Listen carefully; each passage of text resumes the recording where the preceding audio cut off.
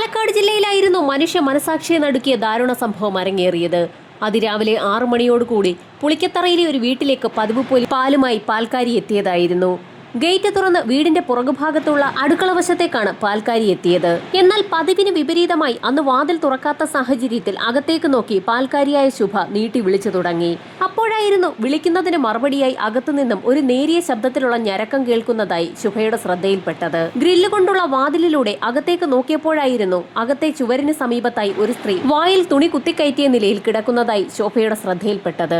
അതുമാത്രവുമല്ല, ആ സ്ത്രീയുടെ കൈകൾ പിന്നിലേക്ക് പിടിച്ചു കെട്ടിയ നിലയിലായിരുന്നു. ആ വീട്ടിൽ എന്തോ സംഭവിച്ചിട്ടുണ്ടെന്ന് മനസ്സിലാക്കിയ ശോഭ ഗ്രില്ലിലേക്ക് നോക്കിയ സമയത്തായിരുന്നു ഗ്രില്ലിൽ പൂട്ടില്ല എന്നുള്ള കാര്യം ശ്രദ്ധിക്കുന്നത്. വാതിൽ തുറന്ന് അകത്തേക്ക് കയറിയ ശോഭ അതിവേഗത്തിൽ തന്നെ അകത്തുണ്ടായിരുന്ന സ്ത്രീയുടെ വായിലെ തുണി എടുത്തു മാറ്റുകയും അവരോട് കാര്യം തിരക്കുകയും ചെയ്തു. അകത്ത് അച്ഛനും അമ്മയും കിടക്കുന്ന മുറിയിലേക്ക് ചൂണ്ടിക്കാട്ടിക്കൊണ്ട് എന്തൊക്കെയോ പറയാൻ ആ സ്ത്രീ ശ്രമിക്കുന്നുണ്ടായിരുന്നു. ആ വീട്ടിലെ ഗൃഹനാഥനും അയാളുടെ ഭാര്യയ്ക്കും എന്തോ സംഭവിച്ചു കാണുമെന്ന് കരുതി അകത്തേക്ക് കയറാൻ പാൽക്കാരി ഒരു ശ്രമം നടത്തിയെങ്കിലും പിന്നീട് തിരികെ വന്ന് താഴെ കിടക്കുന്ന ആ സ്ത്രീയോട് എന്താണ് സംഭവിച്ചതെന്ന് വീണ്ടും തിരക്കി തുടങ്ങി. ആ സമയത്തായിരുന്നു ഒരുപാട് പേർ വീട്ടിലേക്ക് അതിക്രമിച്ച് കയറി തന്നെ റേപ്പ് ചെയ്തു എന്നുള്ള വിവരം ആ സ്ത്രീ പാൽക്കാരിയോട് പറയുന്നത്. അത് കേട്ട ഉടൻ തന്നെ അകത്തേക്ക് പോകാനുള്ള ധൈര്യം പിന്നീട് പാൽക്കാരിക്കുണ്ടായതുമില്ല. അവർ വീടിന് പുറത്തേക്ക് ഇറങ്ങി ഓടുകയും തൊട്ടടുത്ത് താമസിക്കുന്ന അയൽവാസികളോട് പുളിക്കപ്പറമ്പിലെ സോമനാഥൻ സാറിന്റെ വീട്ടിൽ എന്തൊക്കെയോ സംഭവിച്ചു എന്നുള്ള കാര്യം അറിയിക്കുകയും ചെയ്തു. വിവരമറിഞ്ഞ നാട്ടുകാർ ഉടൻ തന്നെ ശോഭയ്ക്കൊപ്പം പുളിക്കത്തറയിലെ വീട്ടിലേക്ക് പാഞ്ഞു കയറി. ആ വീട്ടിലെ ഷീജ എന്ന സ്ത്രീയെയാണ് അടുക്കള ഭാഗത്ത് കെട്ടിയിട്ട നിലയിൽ കണ്ടെത്താൻ കഴിഞ്ഞത്. അവരുടെ കൈകളിലെ കെട്ടുകൾ അഴിച്ച നാട്ടുകാർ അവരോട് വിവരം തിരക്കിയെങ്കിലും അവർക്ക് ഒന്നും പറയാൻ കഴിയാത്ത അവസ്ഥയിലായിരുന്നു. അപ്പോഴും ആ സ്ത്രീ വീടിനുള്ളിലേക്ക് തന്റെ കൈകൾ ഉയർത്തിപ്പിടിച്ച് ചൂണ്ടിക്കാണിക്കുന്നത് നാട്ടുകാർ ശ്രദ്ധിക്കുന്നുണ്ടായിരുന്നു. ആ വീടിനുള്ളിൽ അസ്വാഭാവികമായ രീതിയിൽ എന്തോ സംഭവിച്ചിട്ടുണ്ടെന്ന് മനസ്സിലാക്കിയ നാട്ടുകാരിൽ ചിലർ വീടിനുള്ളിലേക്ക് കടക്കുകയും ചെയ്തു. പ്രധാന ഹാളും കടന്ന് മുൻപോട്ട് നീങ്ങിയ നാട്ടുകാർ നടുക്കുന്ന കാഴ്ച കണ്ട് തീർത്തും അമ്പരന്നു പോയി. ആ വീട്ടിലെ ഗൃഹനാഥനും സോമൻ സാർ എന്ന് നാട്ടുകാർ വിളിക്കുകയും ചെയ്യുന്ന വ്യക്തിയുമായ സോമനാഥൻ എന്ന വ്യക്തി രക്തത്തിൽ കുളിച്ചു കിടക്കുന്ന കാഴ്ചയായിരുന്നു അവർ കണ്ടത്. ആ വീടിനുള്ളിലേക്ക് കയറി പരിശോധന നടത്തുന്നത് പന്തിയല്ല എന്ന് മനസ്സിലാക്കിയ നാട്ടുകാരിൽ ചിലർ ഉടൻ തന്നെ വിവരം പോലീസ് സ്റ്റേഷനിൽ വിളിച്ചറിയിച്ചു. ക്രൈം സീനിലെ തെളിവുകൾ നശിപ്പിക്കാതെ തന്നെ ആ വീട്ടിൽ ജീവനോടെയുള്ള വ്യക്തികൾ ആരെങ്കിലും ഉണ്ടെങ്കിൽ അവരെ എത്രയും വേഗം ഹോസ്പിറ്റലിലേക്ക് എത്തിക്കണമെന്നായിരുന്നു പോലീസ് സംഘം നാട്ടുകാർക്ക് നിർദ്ദേശം നൽകിയത്. നാട്ടുകാർ വിവരമറിയിച്ചതിനെ തുടർന്ന് വാർഡ് മെമ്പറും സംഭവ സ്ഥലത്തേക്ക് എത്തി. വാർഡ് മെമ്പറും നാട്ടുകാരിൽ ചില പ്രധാനപ്പെട്ട വ്യക്തികളും ആ വീടിനുള്ളിലേക്ക് പ്രവേശിക്കുകയും ചെയ്തു. പ്രധാന ഹാളം കടന്ന് സോമനാഥൻ എന്ന വ്യക്തിയുടെ ബെഡ്റൂമിന് സമീപത്തെത്തിയപ്പോഴായിരുന്നു നടുക്കുന്ന ആ കാഴ്ച അവർ കണ്ടത്. ഗൃഹനാഥനായ സോമനാഥന്റെ തല ഏതോ വ്യക്തികൾ അടിച്ച് ചിതറിച്ചിരിക്കുകയാണ്. തലയിൽ നിന്നും കഴുത്തിൽ നിന്നുമൊക്കെ രക്തം ഒഴുകി ഒലിച്ച നിലയിലാണ്. അയാളുടെ കഴുത്ത് ഒടിച്ചിട്ട നിലയിലായിരുന്നു. വയറ് പൊട്ടി കുടല് പുറത്തു വന്നിട്ടുണ്ട്. കണ്ടാൽ തന്നെ ഞെട്ടിക്കുന്ന കാഴ്ച. പലർക്കും ഒരു നോട്ടം മാത്രമേ ആ കാഴ്ച കാണാൻ കഴിഞ്ഞുള്ളൂ. സോമനാഥന്റെ ഭാര്യ ജീവനോടെ ഉണ്ടെങ്കിൽ അവരെ ഹോസ്പിറ്റലിൽ എത്തിക്കണമെന്ന് പോലീസ് നിർദ്ദേശം നൽകിയിട്ടുള്ളതുകൊണ്ട് തന്നെ മെമ്പറും അതോടൊപ്പം തന്നെ ചില നാട്ടുകാരും സോമനാഥന്റെ ഭാര്യയെ ആ വീടിനുള്ളിലൊക്കെ തിരഞ്ഞു. ബെഡ്റൂമിനുള്ളിലേക്ക് കയറി അവർ കാണുന്നത് സോമനാഥന്റെ ഭാര്യയുടെ തലയോട് ചേർന്ന് 2 തലയണകൾ വെച്ചിരിക്കുന്ന കാഴ്ചയാണ്. ഒരനക്കവുമില്ലാതെ ആ സ്ത്രീ കിടക്കുന്നത് കണ്ടപ്പോൾ തന്നെ അവരുടെ മരണവും സംഭവിച്ചിട്ട് ഒരുപാട് സമയം പിന്നിട്ടിരിക്കുന്നു എന്ന് നാട്ടുകാർക്ക് വ്യക്തമായി. ആ വീട്ടിൽ ആകെ ജീവനോടെയുള്ളത് നാട്ടുകാർ ആദ്യം വന്നപ്പോൾ കണ്ട ഷീജ മാത്രമാണ്. അവരെ അതിവേഗം തന്നെ നാട്ടുകാർ ചേർന്ന് ഹോസ്പിറ്റലിലേക്ക് ഷിഫ്റ്റ് ചെയ്തു. ഷീജയെ ഹോസ്പിറ്റലിലേക്ക് ഷിഫ്റ്റ് ചെയ്ത് അരമണിക്കൂർ പിന്നിട്ട സമയത്ത് തന്നെ കോട്ടായി സ്റ്റേഷനിൽ നിന്നുള്ള പോലീസ് സംഘം സംഭവ സ്ഥലത്തേക്ക് എത്തി. ക്രൈം സീനിലേക്ക് കയറിയ പോലീസ് സംഘത്തിന്റെ ശ്രദ്ധയിൽപ്പെട്ടത് അവിടെ ഒരു പ്രത്യേക പാറ്റേണിൽ വാരി വിതറിയിട്ടുള്ള ഡ്രസ്സുകളാണ്. അലമാരിക്കുള്ളിൽ തേച്ചു വെച്ചിട്ടുള്ള ഡ്രസ്സുകളാണ് അവയൊക്കെ. അലമാരിയുടെ താഴെഭാഗം മുതൽ ആ വീടിന്റെ കിണറിരിക്കുന്ന ഭാഗം വരെയാണ് ഡ്രസ്സുകൾ വാരി വിതറിയിട്ടുള്ളത്. സാധാരണ മോഷണം നടത്താനെത്തുന്ന വ്യക്തികൾ എന്തെങ്കിലുമൊക്കെ മോഷ്ടിച്ചുകൊണ്ട് കടന്നു പോകാറാണ് പതിവ്. ഇത് പ്രത്യേക ഉദ്ദേശത്തോടുകൂടി ഡ്രസ്സുകളൊക്കെ വാരി വിതറിയിരിക്കുന്നത് പോലെയാണ് പോലീസ് സംഘത്തിന് തോന്നിയത്. വീടിനകമൊക്കെ പരിശോധിച്ചപ്പോഴായിരുന്നു അവിടെയൊക്കെ മുളകുപൊടി വാരി വിതറിയിരിക്കുന്നത് പോലീസിന്റെ ശ്രദ്ധയിൽപ്പെട്ടത്. പോലീസ് നായ ഒരു കാരണവശാലും മണം പിടിച്ചെത്താതിരിക്കുന്നതിന് വേണ്ടിയാണ് പ്രതി അല്ലെങ്കിൽ പ്രതികൾ അത്തരത്തിലൊരു കാര്യം ചെയ്തിരിക്കുന്നതെന്ന് പോലീസിന് വ്യക്തമായി. നേരത്തെ നാട്ടുകാർ കണ്ട അതേ കാഴ്ച സോമനാഥന്റെ മുറിയിലെത്തിയ പോലീസുകാരും കണ്ടു. സോമനാഥന്റെ തല അടിച്ചു പൊട്ടിച്ചിരിക്കുകയാണ്. അയാളുടെ വായും തിരിച്ചു വെച്ചിരിക്കുകയാണ്. കഴുത്ത് ഒടിഞ്ഞ നിലയിലാണ്. വയറുപൊട്ടി കുടലൊക്കെ പുറത്തു വന്നിട്ടുണ്ട്. തൊട്ടപ്പുറത്തെ മുറിയിൽ സോമനാഥന്റെ ഭാര്യ പ്രേമകുമാരിയും കൊല്ലപ്പെട്ട് കിടക്കുകയാണ്. അവർക്ക് സമീപം കിടക്കുന്ന തലയണ കണ്ടപ്പോൾ തന്നെ അവരെ ശ്വാസം മുട്ടിച്ച് കൊലപ്പെടുത്തിയതാകാമെന്ന് പോലീസ് വിലയിരുത്തി. SI ഉൾപ്പെടുന്ന സംഘം വിവരമറിയിച്ചതിനെ തുടർന്ന് CIയും ഫോറൻസിക് സംഘവും സംഭവസ്ഥലത്തേക്ക് എത്തി. മോഷണ ശ്രമത്തിനിടയിൽ നടന്ന കൊലപാതകമെന്ന് ഒറ്റനോട്ടത്തിൽ തോന്നുമെങ്കിൽ പോലും കേസന്വേഷണത്തിന്റെ ആദ്യഘട്ടം മുതൽ തന്നെ പോലീസ് സംഘത്തിന് എന്തൊക്കെയോ ചില അസ്വാഭാവികതകൾ തോന്നി തുടങ്ങി. അതിന് കാരണം കിണറിന്റെ ഭാഗം വരെ വാരി വിതറിയിരിക്കുന്ന തുണികളാണ്. കള്ളന്മാരാരെങ്കിലും തുണികൾ വാരിക്കൊണ്ടു പോയ കൂട്ടത്തിൽ അവിടെയൊക്കെ വീണതായിരിക്കുമോ എന്ന് പോലീസിന് ആദ്യഘട്ടത്തിൽ സംശയം തോന്നി. പക്ഷേ ആ തുണികൾ വീണ് കിടക്കുന്ന ആ രീതി കണ്ടപ്പോൾ അത് ബോധപൂർവം എറിഞ്ഞിരിക്കുകയാണോ എന്നുള്ള ഒരു സംശയമാണ് പോലീസിന് തോന്നിയത്.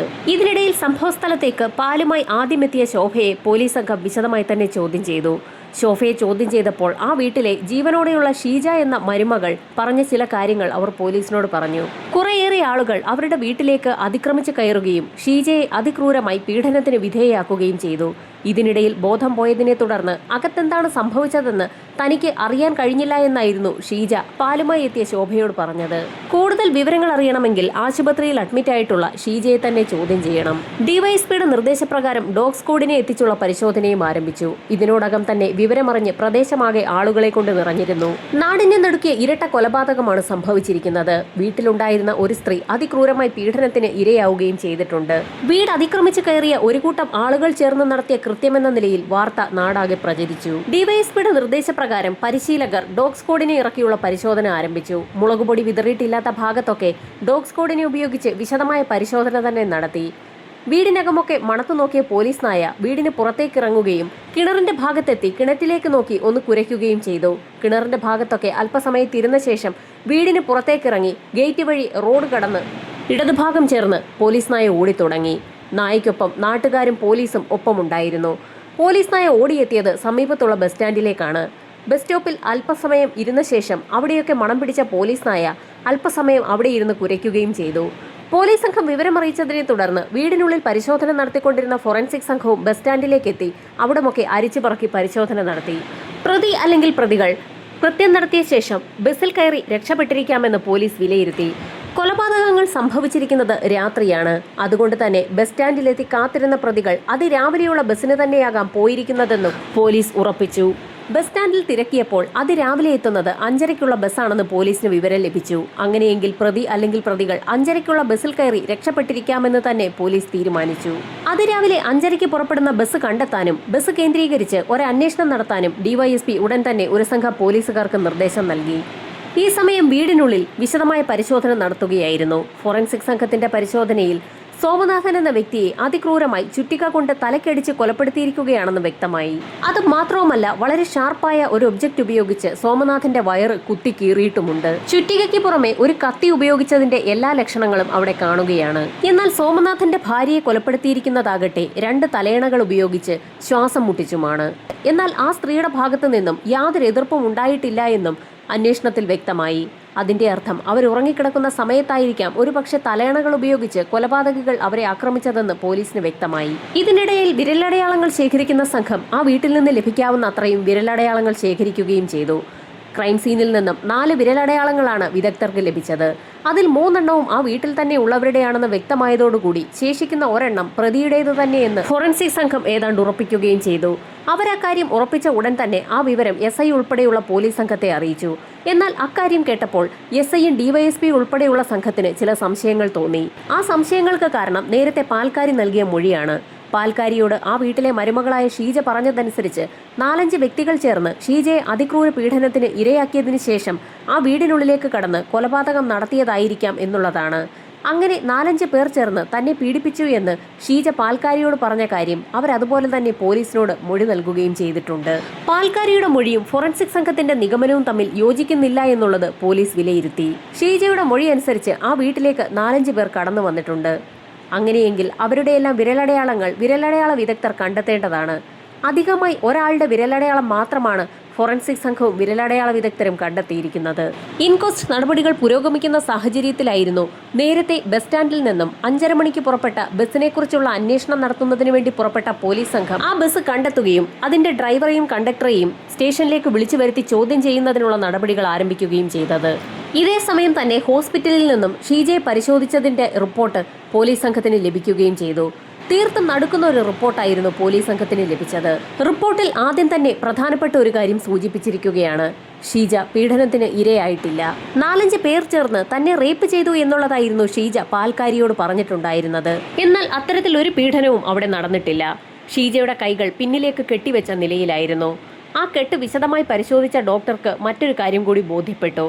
ആർക്ക് വേണമെങ്കിലും അഴിച്ചു മാറ്റാൻ കഴിയുന്ന അല്ലെങ്കിൽ സ്വയമായി തന്നെ അഴിച്ചു കളയാൻ കഴിയുന്ന രീതിയിലുള്ള നേർത്ത ഒരു കെട്ട് മാത്രമാണ് ഷീജയുടെ കയ്യിൽ കെട്ടിയിട്ടുണ്ടായിരുന്നത്.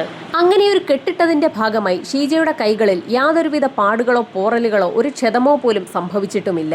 അത് മാത്രവുമല്ല, ഷീജയുടെ ശരീരത്തിൽ ഒരു പോറൽ പോലും സംഭവിച്ചിട്ടില്ല. ഡോക്ടറുടെ റിപ്പോർട്ട് പോലീസ് സംഘത്തിന് ലഭിച്ച നിമിഷം മുതൽ തന്നെ ഷീജ സംശയത്തിന്റെ നിഴലിലായി. ഷീജയെക്കുറിച്ച് വിശദമായി ഒന്ന് പഠിക്കാൻ തീരുമാനിച്ച പോലീസ് സംഘം അവരുടെ മൊബൈൽ ഫോൺ കേന്ദ്രീകരിച്ച് തന്നെ ഒരു അന്വേഷണം നടത്താൻ തീരുമാനിച്ചു. ഷീജയ്ക്ക് ഈ കുറ്റകൃത്യവുമായി എന്തെങ്കിലും ബന്ധമുണ്ടെങ്കിൽ അവരുടെ മൊബൈൽ നമ്പർ കേന്ദ്രീകരിച്ച് നടത്തുന്ന അന്വേഷണത്തിൽ അതൊക്കെ വെളിപ്പെടുമെന്ന് തന്നെ പോലീസിന് ഉറപ്പായിരുന്നു. പോലീസിന്റെ നിഗമനത്തെ ശരിവെക്കുന്ന രീതിയിലായിരുന്നു ഷീജയുടെ മൊബൈൽ നമ്പർ കേന്ദ്രീകരിച്ച് സൈബർ സെൽ നടത്തിയ അന്വേഷണത്തിന്റെ ഭാഗമായുള്ള റിപ്പോർട്ടുകൾ പുറത്തു വന്നത്. ഷീജ രാത്രികാലങ്ങളിൽ നിരവധി തവണ മണിക്കൂറുകളോളം ഒരു വ്യക്തിയെ വിളിക്കുന്നതായി പോലീസ് കണ്ടെത്തി. സൈബർ സെല്ലിന്റെ അന്വേഷണത്തിൽ എറണാകുളം പറവൂരുള്ള സദാനന്ദൻ എന്നൊരു വ്യക്തിയുടെ നമ്പറാണതെന്നും വ്യക്തമായി. പാലക്കാടുള്ള ഷീജ എറണാകുളത്തുള്ള സദാനന്ദനെ എന്തിനു വിളിക്കണമെന്ന് പോലീസ് ആലോചിക്കുന്നതിനിടയിലായിരുന്നു നേരത്തെ പിടികൂടിയ ബസിന്റെ ഡ്രൈവറും കണ്ടക്ടറും പോലീസ് സംഘത്തിന്റെ മുറിയിലേക്ക് കടന്നു വന്നത്. ഇതിനോടകം തന്നെ സംഭവം നടന്ന വീട്ടിൽ ഇൻക്വസ്റ്റ് നടപടികൾ പൂർത്തിയാക്കി സോമനാഥന്റെയും ഭാര്യയുടെയും മൃതദേഹങ്ങൾ പോസ്റ്റ്മോർട്ടത്തിനായി മെഡിക്കൽ കോളേജിലേക്ക് ഷിഫ്റ്റ് ചെയ്യുകയും ചെയ്തിരുന്നു. സ്റ്റേഷനകത്തേക്ക് കടന്നു വന്ന SIയെയും കണ്ടക്ടറെയും വിശദമായി തന്നെ പോലീസ് സംഘം ചോദ്യം ചെയ്തു. ചില നിർണായക വിവരങ്ങളാണ് കണ്ടക്ടർ പോലീസുകാർക്ക് മുൻപിൽ പറഞ്ഞത്. സംഭവം നടന്ന ദിവസവും അതിരാവിലെ 5:30-ക്കുള്ള ട്രിപ്പിൽ അപരിചിതനായ ഒരു വ്യക്തി തലയിൽ തുണി കെട്ടിയ നിലയിൽ ആ ബസ്സിൽ കയറിയിട്ടുണ്ടായിരുന്നു. അയാൾ പലപ്പോഴും രാവിലെയുള്ള ആ ട്രിപ്പിൽ കയറാറുണ്ട്. അയാളെ കണ്ടാൽ തിരിച്ചറിയുമെന്നും കണ്ടക്ടർ പോലീസിനോട് പറഞ്ഞു. അതിരാവിലെ ബസ്സിൽ കയറുന്ന അയാൾ ടൗണിലാണ് ഇറങ്ങാറുള്ളത്. അതിരാവിലെയുള്ള ട്രിപ്പായതുകൊണ്ട് തന്നെ ബസ്സിൽ സ്ഥിരമായി കയറുന്ന വ്യക്തികളെയൊക്കെ കണ്ടക്ടർക്ക് പരിചയമുണ്ട്. സംഭവം നടക്കുന്നതിന് 1 മാസം മുൻപ് അവസാനം എത്തിയപ്പോഴും ആ വ്യക്തിയെ ബസ്സിൽ കണ്ടതായി കണ്ടക്ടർ പോലീസിന് മൊഴി നൽകി. ഈ സമയത്തായിരുന്നു നേരത്തെ മരണപ്പെട്ട സോമനാഥൻ പോലീസ് സ്റ്റേഷനിൽ നൽകിയിട്ടുള്ള പരാതി സ്റ്റേഷൻ SIയുടെ ശ്രദ്ധയിൽപ്പെടുന്നത്. കൊലപാതകം നടന്ന് ഏകദേശം 1 മാസങ്ങൾക്ക് മുൻപ് സോമനാഥൻ സ്റ്റേഷനിൽ ഒരു പരാതി നൽകിയിട്ടുണ്ട്. ഒരു ദിവസം വൈകുന്നേരം ഹാളിലിരുന്ന് TV കണ്ടുകൊണ്ടിരിക്കുന്നതിനിടയിൽ തന്റെ ബെഡ്റൂമിൽ എന്തോ അറക്കുന്നത് പോലെ ഒരു ശബ്ദം കേട്ടുകൊണ്ട് സോമനാഥൻ ബെഡ്റൂമിന് സമീപത്തേക്ക് എത്തിയിരുന്നു. ആ സമയത്ത് ഇരുട്ടിന്റെ മറവിൽ നിന്ന് ഏതോ ഒരു വ്യക്തി തന്റെ ബെഡ്റൂമിന്റെ ജനാലക്കമ്പികൾ ആക്സോ ബ്ലേഡ് ഉപയോഗിച്ച് അറക്കുന്ന കാഴ്ചയായിരുന്നു സോമനാഥൻ കണ്ടത്. അയാൾ ബഹളം വെച്ചതിനെ തുടർന്ന് അന്ന് നാട്ടുകാർ അവിടേക്ക് ഓടിയെത്തുകയും വിവരം പോലീസ് സ്റ്റേഷനിൽ അറിയിക്കുകയും ഒരു CPO കേസ് അന്വേഷിച്ച് സോമനാഥന്റെ വീട്ടിലെത്തുകയും പരാതി രജിസ്റ്റർ ചെയ്യുകയും അന്വേഷണത്തിന്റെ ഭാഗമായി അന്ന് അറുത്തു മാറ്റപ്പെട്ട ആ ജനാലക്കമ്പിയുടെ ഫോട്ടോ എടുക്കുകയും ഒക്കെ ചെയ്തിരുന്നു. ഒരു കള്ളൻ സമീപത്തിറങ്ങിയിട്ടുണ്ടെന്നും അതുകൊണ്ട് തന്നെ രാത്രികാലങ്ങളിൽ നാട്ടുകാർ സൂക്ഷിക്കണമെന്നും ഒരറിയിപ്പ് നൽകിയതിനു ശേഷമായിരുന്നു അന്ന് പോലീസ് സംഘം അവിടെ നിന്ന് മടങ്ങിപ്പോയത്. തൊട്ടടുത്ത ദിവസവും സോമനാഥന്റെ വീട്ടിൽ മറ്റൊരു അസ്വാഭാവിക സംഭവം നടക്കുകയും ചെയ്തിട്ടുണ്ട്. പതിവ് പോലെ സോമനാഥൻ TV കണ്ടുകൊണ്ടിരിക്കുന്ന സമയത്തായിരുന്നു രാത്രിയിൽ ബെഡ്റൂമിൽ എന്തോ ഒരു അനക്കം കേട്ടത്. ബെഡ്റൂമിലേക്ക് എത്തിയ സോമനാഥൻ കാണുന്നത് തന്റെ കട്ടിലിലേക്ക് ജനാലയുടെ ഭാഗത്തു നിന്നും ഒരു വയർ നീണ്ടു കിടക്കുന്ന കാഴ്ചയാണ്. സോമനാഥൻ ബഹളം വെച്ചതിനെ തുടർന്ന് അന്നും നാട്ടുകാർ അയാളുടെ വീട്ടിലേക്ക് എത്തിയിരുന്നു. ഒരു ഏണി സംഘടിപ്പിച്ച് നാട്ടുകാർ വീടിന് മുകളിലേക്ക് കയറി നോക്കിയപ്പോഴായിരുന്നു വീടിന് മുകളിൽ നിന്നും കണക്ട് ചെയ്ത ഒരു വയർ ജനാലയിലൂടെ സോമനാഥന്റെ മുറിക്കുള്ളിലേക്ക് ഇട്ടിരിക്കുകയാണെന്ന് വ്യക്തമായത്.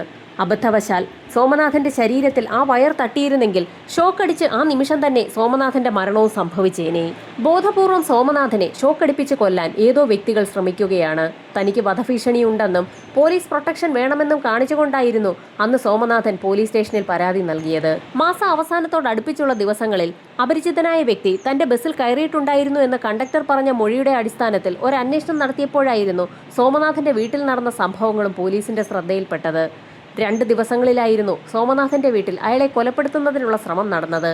ആ 2 ദിവസങ്ങളിലും അപരിചിതനായ വ്യക്തി ബസ്സിൽ കയറിയിട്ടുണ്ടോ എന്നുള്ള ഒരു അന്വേഷണം നടത്താൻ പിന്നീട് പോലീസ് തീരുമാനിച്ചത്. പോലീസ് ചോദിച്ചപ്പോൾ തന്നെ കണ്ടക്ടർ അക്കാര്യം ഉറപ്പിച്ചു പറയുകയും ചെയ്തു. 30, 31 തീയതികളിൽ തലയിൽ കൂടി തോർത്തു കെട്ടിയ ഒരു വ്യക്തി മുഖം പാതി മറച്ച നിലയിൽ തന്നെ തന്റെ ബസ്സിൽ യാത്ര ചെയ്തിരുന്നു എന്നും അയാൾ ടൗണിൽ ഇറങ്ങിയെന്നും കണ്ടക്ടർ ഉറപ്പിച്ചു തന്നെ പറഞ്ഞു. വീണ്ടും ആ ബസ് സ്റ്റോപ്പ് കേന്ദ്രീകരിച്ചൊക്കെ പോലീസ് സംഘം ഒരു അന്വേഷണം നടത്തിയപ്പോഴായിരുന്നു ബസ് സ്റ്റോപ്പിന് സമീപത്തുള്ള ചായക്കട പോലീസിന്റെ ശ്രദ്ധയിൽപ്പെട്ടത്.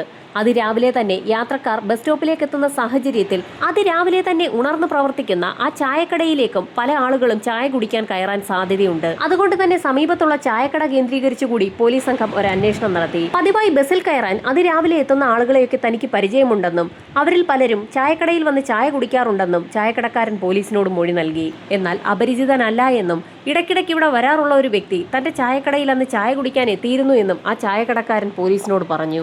അയാളുടെ തലയിൽ ഒരു തോർത്ത് കെട്ടിയിട്ടുണ്ടായിരുന്നു എന്നും സോമനാഥൻ എന്ന വ്യക്തിയുടെ കൊലപാതകം നടന്നതിന്റെ തൊട്ടടുത്ത ദിവസം രാവിലെ അയാൾ ഇവിടെ വന്ന് ചായ കുടിച്ചിരുന്നു എന്നും ഇതിനു മുൻപ് 2 ആഴ്ചകൾക്ക് മുൻപ് അടുപ്പിച്ച് 2 ദിവസം എത്തിയിരുന്നു എന്നും അതിനു മുൻപ് പലപ്പോഴും ഇവിടെ വന്ന് താൻ അയാളെ കണ്ടിട്ടുണ്ടെന്നുമൊക്കെ ചായക്കടക്കാരൻ പോലീസിനോട് പറഞ്ഞു.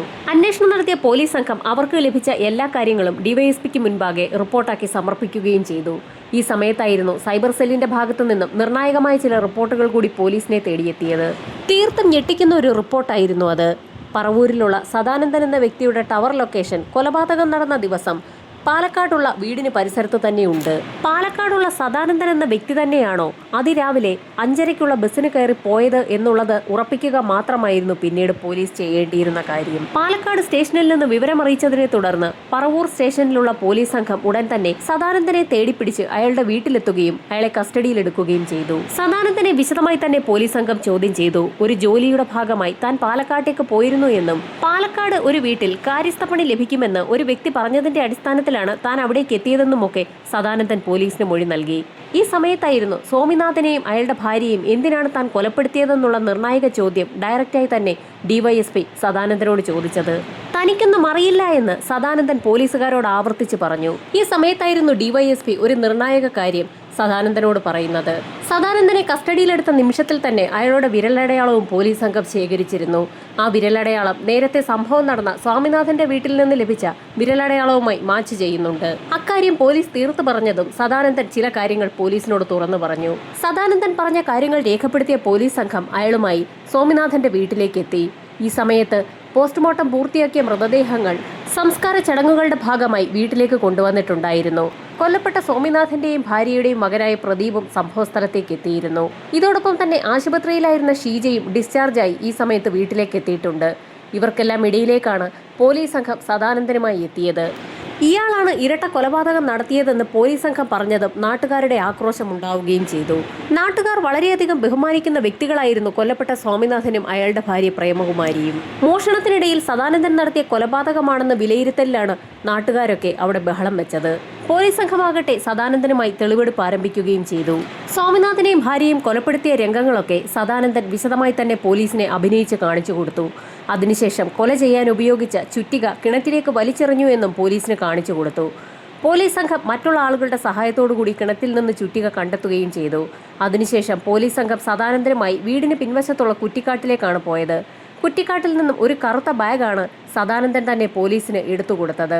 ആ ബാഗിനുള്ളിൽ മുളകുപൊടിയും അതുപോലെ തന്നെ മൂർച്ചയേറിയ രക്തം പുരണ്ട ഒരു കത്തിയും ഉണ്ടായിരുന്നു. തെളിവെടുപ്പ് പൂർത്തിയാക്കിയ പോലീസ് സംഘം കൊല്ലപ്പെട്ട സ്വാമിനാഥന്റെ മകനായ പ്രദീപിനോട് മറ്റൊരു കാര്യം പറഞ്ഞു.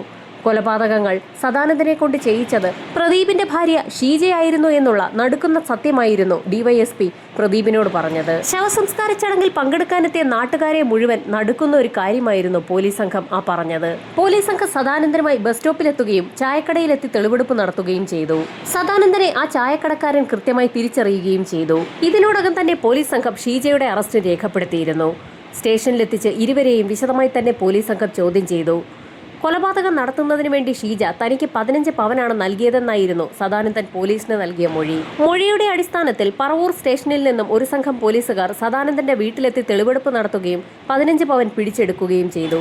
മോഷണത്തിനിടയിൽ നടന്ന കൊലപാതകമെന്ന് പോലീസിനെ തെറ്റിദ്ധരിപ്പിക്കുന്നതിന് വേണ്ടിയായിരുന്നു അലമാരയിലിരുന്ന തുണികളൊക്കെ അവിടെയെല്ലാം വാരി വിതറിയതെന്നുകൂടി സദാനന്ദൻ പോലീസിന് മൊഴി നൽകി. സദാനന്ദന്റെയും ഷീജയുടെയും അറസ്റ്റ് രേഖപ്പെടുത്തിയ പോലീസ് സംഘം തെളിവെടുപ്പ് പൂർത്തിയാക്കി കുറ്റപത്രം കോടതിയിൽ സമർപ്പിച്ചു. വാദപ്രതിവാദങ്ങൾക്കൊടുവിൽ സദാനന്ദന് കോടതി ഇരട്ട ജീവപര്യന്തമാണ് വിധിച്ചത്. ഷീജയ്ക്കാകട്ടെ ജീവപര്യന്തവും. ഭർത്താവിന്റെ അച്ഛനെയും അമ്മയെയും ഷീജ എന്തിനു വേണ്ടിയാണ് കൊലപ്പെടുത്തിയതെന്നായിരുന്നു കോടതിയുടെ പ്രധാന ചോദ്യം. ഷീജ യഥാർത്ഥത്തിൽ ഒരു പറവൂരുകാരിയാണ്. പറവൂരുള്ള ഷീജയുടെ ഒരു വീട് സദാനന്ദന് നേരത്തെ തന്നെ വാടകയ്ക്ക് കൊടുത്തിട്ടുള്ളതാണ്. അങ്ങനെയായിരുന്നു അവർ തമ്മിൽ പരിചയപ്പെട്ടതും പരസ്പരം അടുത്തതും. അങ്ങനെ ഷീജയെ കാണുന്നതിന് വേണ്ടി പറവൂരിൽ നിന്നും പലപ്പോഴും സദാനന്ദൻ പാലക്കാട്ടേക്ക് എത്താറുണ്ട്. ആ യാത്ര വളരെ ദുരിതപൂർണമായതുകൊണ്ട് തന്നെ സദാനന്ദനെ എപ്പോഴും തന്റെ അടുത്ത് കിട്ടുന്നതിന് വേണ്ടിയായിരുന്നു സദാനന്ദന് ഒരു കാര്യസ്ഥന്റെ ജോലി നൽകി പാലക്കാടുള്ള ഷീജയുടെ വീട്ടിൽ താമസിപ്പിക്കാൻ ഷീജ ഒരു ശ്രമം നടത്തിയത്. പാലക്കാട്ടുള്ള വീട്ടിലാകട്ടെ ഷീജയുടെ ഭർത്താവിന്റെ പ്രായമായ അച്ഛനും അമ്മയും മാത്രമാണുള്ളത്. ഭർത്താവ് പ്രദീപ് പട്ടാളത്തിലായതുകൊണ്ട് തന്നെ നാട്ടിലേക്ക് വല്ലപ്പോഴുമൊക്കെ വരാറുമുള്ളൂ. ഷീജയുടെയും സദാനന്ദന്റെയും പാലക്കാട്ടെ വീട്ടിലുള്ള സ്വൈര്യജീവിതത്തിന് അച്ഛനും അമ്മയും ഒരു തടസ്സമാകുമെന്ന് തോന്നിയപ്പോഴാണ് അവരെ കൊലപ്പെടുത്താൻ ഷീജ തയ്യാറായതും സദാനന്ദനെ അതിനെ ഏൽപ്പിച്ചതും. കോടതി ജീവപര്യന്തം തടവ് ശിക്ഷ വിധിച്ചതിനെ തുടർന്ന് ഇരുവരും ഇപ്പോൾ ഹൈക്കോടതിയിൽ അപ്പീൽ ഫയൽ ചെയ്തിരിക്കുകയാണ്. ഹൈക്കോടതി വിധി ആർക്കനുകൂലമാകുമെന്നുള്ളത് വരും ദിവസങ്ങളിൽ തന്നെ കാത്തിരുന്നു കാണാം.